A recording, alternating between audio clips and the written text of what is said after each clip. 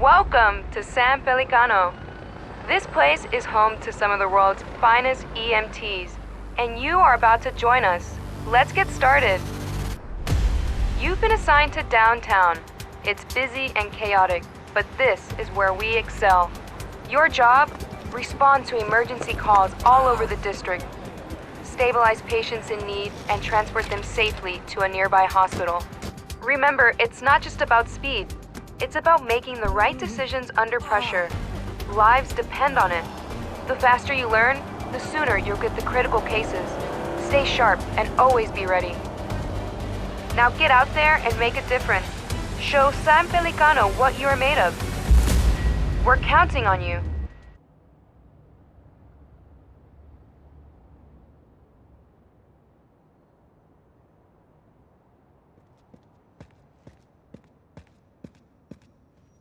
Ah, here's our new paramedic. It's nice to meet you. I'll be overseeing your training today. Hop in the ambulance, and we'll wait for our first assignment from dispatch. If you ever get lost, check your map. It always shows you where the ambulance is located.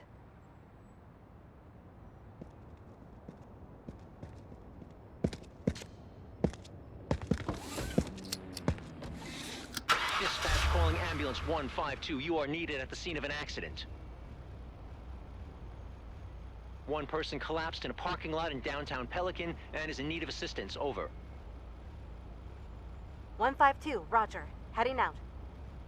Okay, we have received our first call-out. Don't worry, I will assist you every step of the way. You can check out the full version of the map if you want to see our complete route.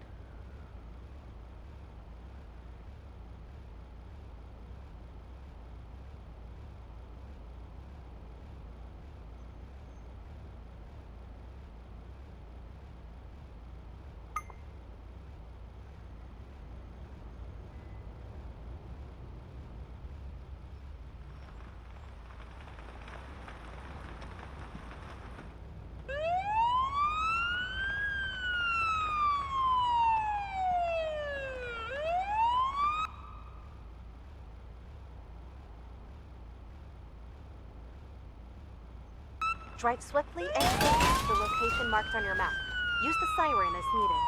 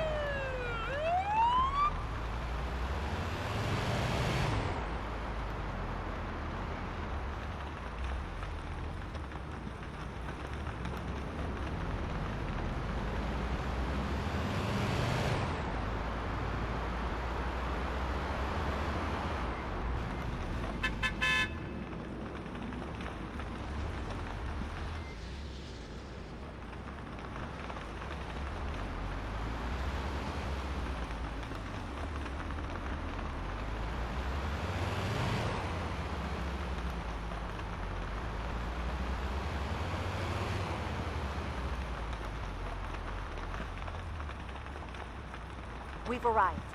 Let's assess the situation.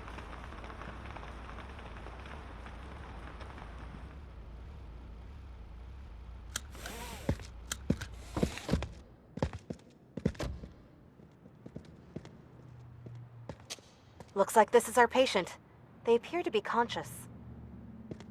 Before we begin treatment, we should ask the patient a set of relevant questions about their person and medical conditions. This is called anamnesis. Try to retrieve as much information as possible. The more we know, the better we can help. My whole body's aching. I suddenly felt this ringing noise in my ears and felt dizzy. I sat down and called for help. Take a moment to further inspect the patient. You might find some more evidence while inspecting different body parts.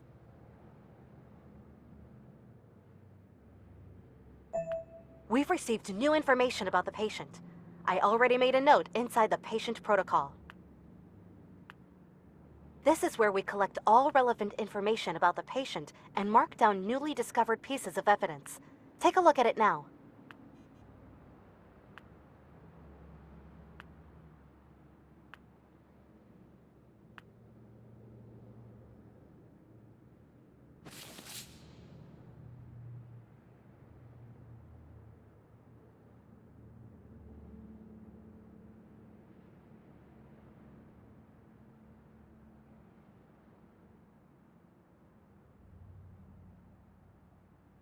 These are the pieces of evidence you have discovered during anamnesis and inspection. For each patient, you will have to make an informed assessment on what could be the underlying cause responsible for the emergency based on the collected evidence. This patient does not appear to be in any immediate danger. Choose a category and an interim diagnosis that fits the evidence. Your interim diagnosis can always be adjusted during treatment. Let's go back to our patient now. Good. Let's put the patient on the stretcher and continue treatment inside the ambulance.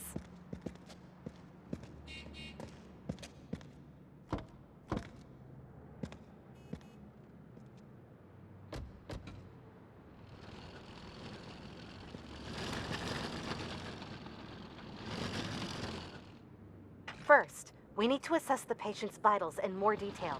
This can only be done inside the ambulance.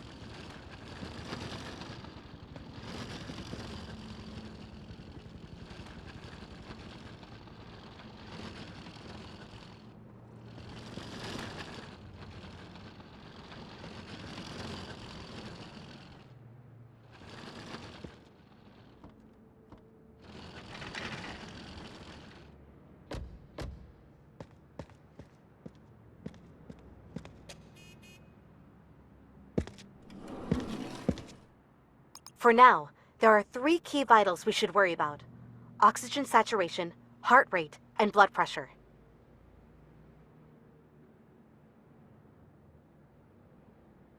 To measure both oxygen saturation and heart rate, attach the oximeter's clip on the patient's finger. Diagnostic tools will then provide you with live readouts of the patient's vitals.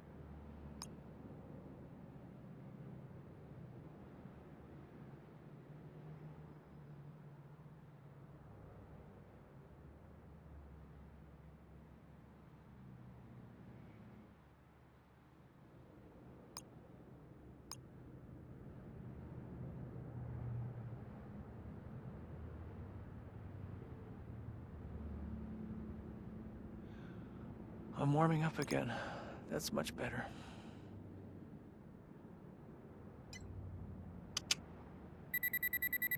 Next up, try attaching the blood pressure cuffs to the patient's upper arm. It will provide you with information about the patient's blood pressure.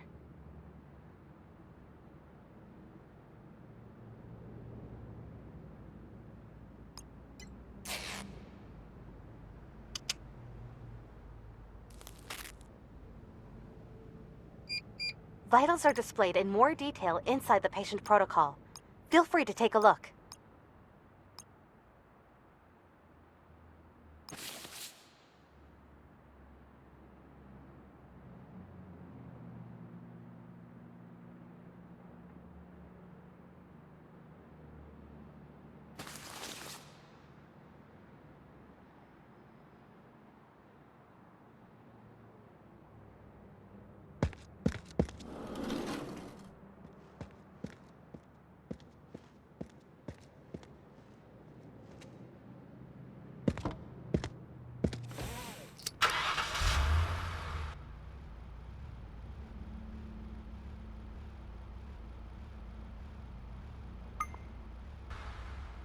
All vitals seem to be within their normal range, but this patient is clearly unwell.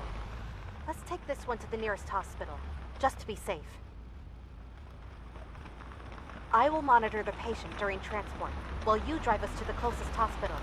The patient seems to be stable, so no need to rush.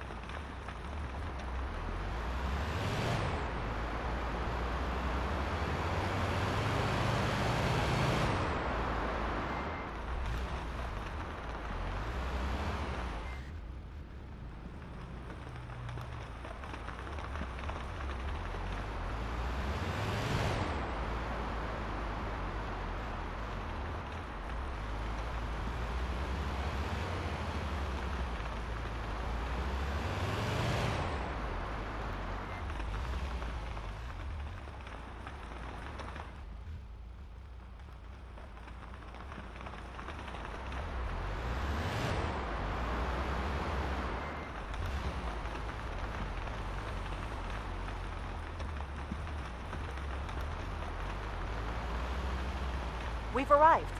Let's unload the patient and transfer the... Let me see. We take over from here. Nice job. This concludes our first call out together. If you need a reminder on anything, you can always check your handbook. All relevant information can be found there.